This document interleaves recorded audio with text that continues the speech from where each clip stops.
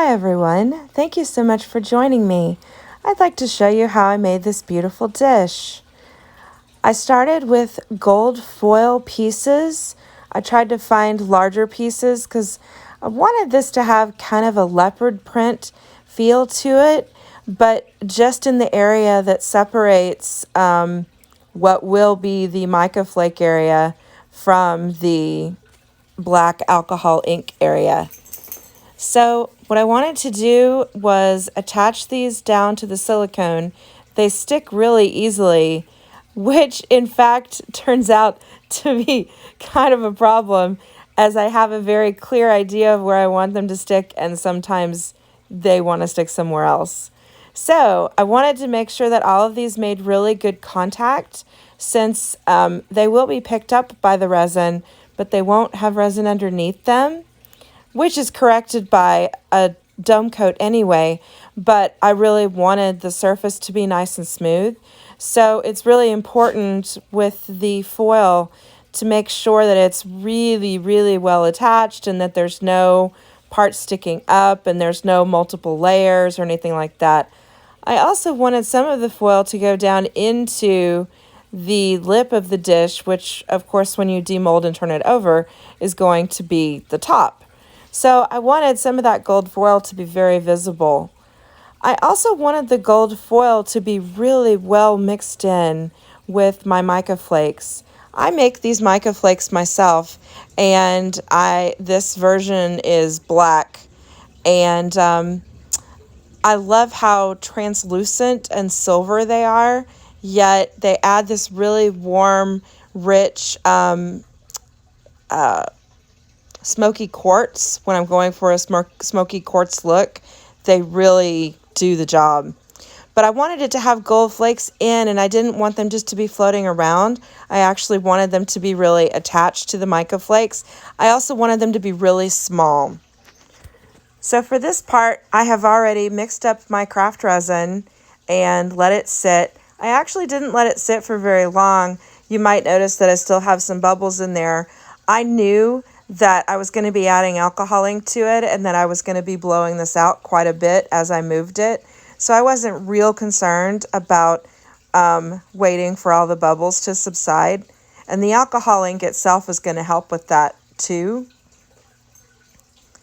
So my plan is to put the mica flakes and the foil on one side and the alcohol ink on the other side, and then for it to merge in the middle.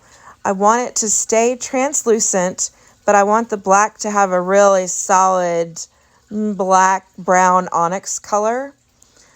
And I want some of it to mix in just enough with the mica flakes that there's a very clear gradient transition underneath the gold foil that's already down.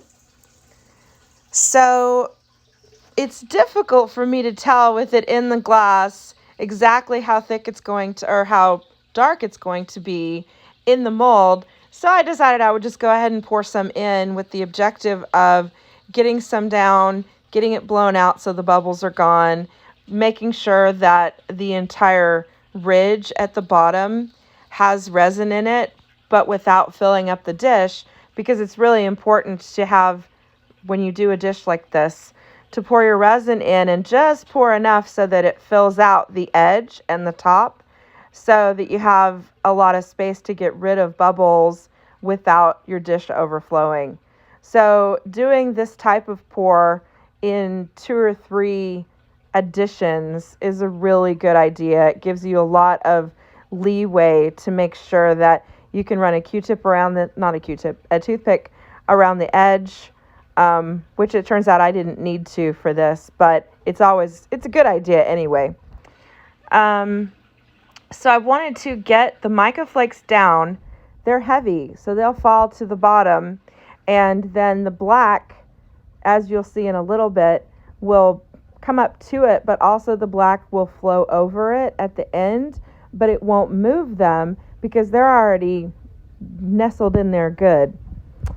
So I added the mica flake concoction to exactly where I wanted it.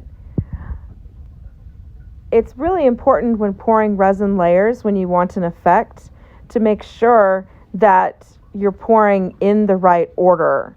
So the order of the way that I poured this was really important. If I had poured the black first, especially because of the lip, the black would have filled out the lip all the way around, and the mica flakes would not have been as visible and prominent as I wanted them to be. So it was really important to put the mica flakes in first, then put the black in, and it'll fill in. So as I put it in, I also noticed that it wasn't quite as dark as I wanted it to be. And I also really wanted some striations. I wanted a black on black striation happening on the black side, which I achieved perfectly. I was so thrilled with how these striations came out for this. It's very translucent, but it also has like a black on black marble. It's really pretty. So mixing that in really well, mixing that in some, not so well that I lose the striations. And this is where I'm creating that gradient effect in the center.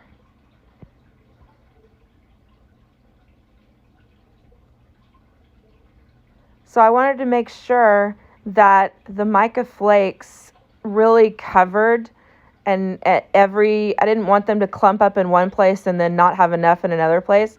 So I wanted really good, solid, equal coverage everywhere around.